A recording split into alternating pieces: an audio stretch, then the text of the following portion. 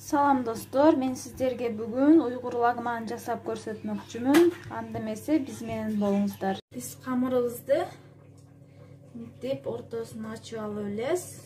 Унубуздун туздуу сууну куюп, аз-аздан куюп баштайбыз. Көп куюп берсек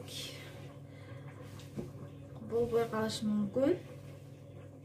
Өзүбүзгө керегинче куюп иштете беребиз. Лагмандын камырын өтө катуу жасаш керек, жууруш керек. Ошондо камыр эзилбестен жакшы болуп пышат. Кээбиркилери тукум деле кошот, жумуртка кошсоңуздар деле болот. Мен туздуу сууга эле катуу кылып жууруп аламын. Бул аябай катуу болсо, ошончолук камырыңыздар деле жакшы болуп, эзилбестен бышат. Камырды канчалык көп муштап, катуу жуурусаңыздар, бышканда дагы даамдуу, нары катуу болуп, эзилбестен жакшы бышат. Мына мен катуу кылып жууруп алдым. Эми буну коебуз дагы. Мына катуу. Үстүнө кичине май сүйкөп коебуз. Жакшы тынат. Жакшы тынып туруш үчүн май сүйкөп алабыз. Üstüne paket jabıp koyuyoruz.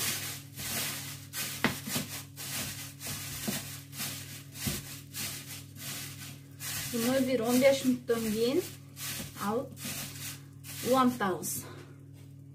Mınakey menin kamırım tыңгычакты подлифти даярдап алдым. Подлиф ушинтип секин кайнап бышкычакты мен лагмандын камырыны чоюп даярдап алам. Мынакей достор, 15 минут өтүп, камырыбыз кичине тынып калды. Буну алып,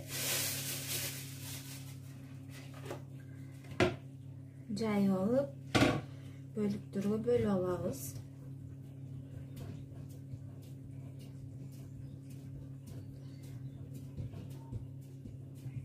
Камырды ушинтип жайып алабыз, чоңойтуп.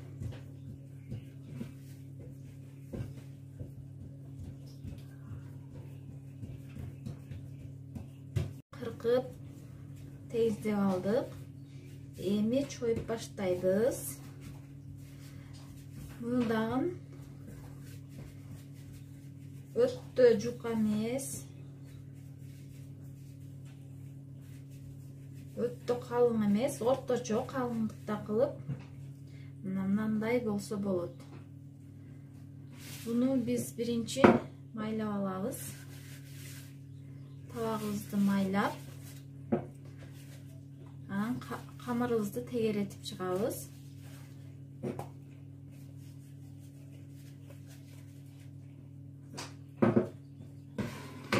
Bismillah deyip, mantip urup çıkarız. Ayrı bir çoyulgan kamırdı uşuntip urup piltalap çıkarız. Mınakey men bir sıra barını aylantırıp çıktım. Hem bunun üstüne may suyup çıkarız. Barını maylap alıp. Maylasanızlar bu jarmaşpay turat. Bunun üstünden dağın kamırımızdı aylandırıp çıkarız.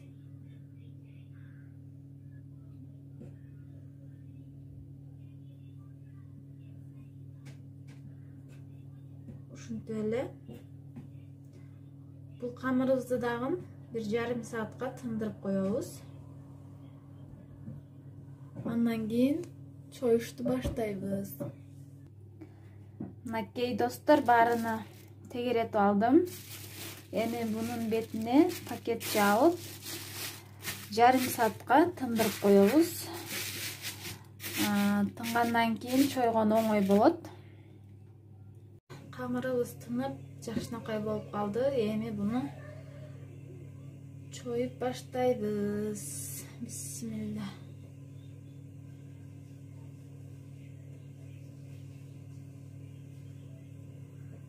Ушинтип чоюп кете беребиз.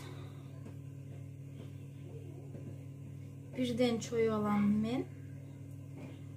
Буну өтө жука кылбагыла, өтө калың кылбай, орточо көлөмдүктө чоюп аласыздар. Колуңуздарды мындай кылсаңыздар өзү эле камыр сонун болуп чоюлуп кете берет. Жука кылып чойбогула.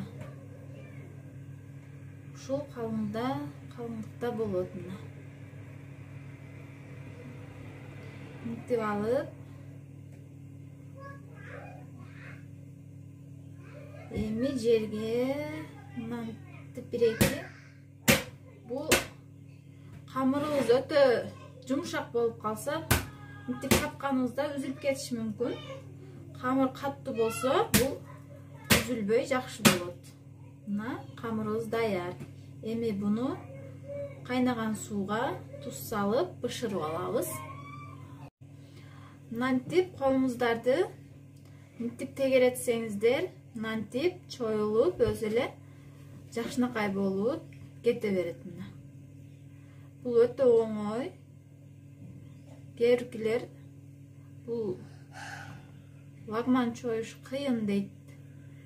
Бул оңой эле, мынтип эле колуңуздар бир үйрөнүп калса, мынтип эле кете берет. Оңой.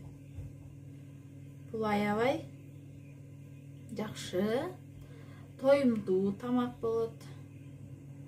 Айрыкча эркектерибиз сүйүп жеючу тамактардын бири бул лагман. Мына достор, мен акырына жетип калдым. Эми муну биз азыр колубузга илип алабыз. Дагы көрсөтүп беремин. Мына ушинтип эле 2 сыйра чоюп отуруштун кереги жок. Бул жерге тактайга чапканда дагы ич керет. Мына мынтип колуңуздарды мынтип кете бересиздер. Камыр аябай катуу болсо жакшы чыгат, эзилбестен, нары үзүлбөйт. Мына достор, мынтип уруп алабыз.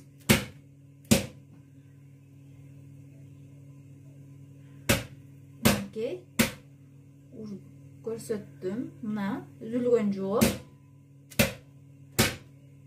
Жакшы болуп чыкты камырым. Суу мынтип кайнап чыгыш керек. Эми кайнап келаткан эмес, таза кайнаган сууга салабыз. Мына камырыбызды салып атам. Буну вилка менен жайып алабыз.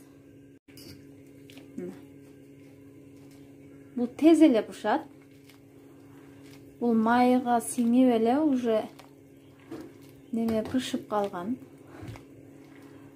Бул үстүнө көтөрүлүп чыкса эле бышкан болот. Буну жарым саат кайнатып отуруштун кереги жок. Мына уже мен камырым үстүнө калкып чыкты. Мен уже аламын буну.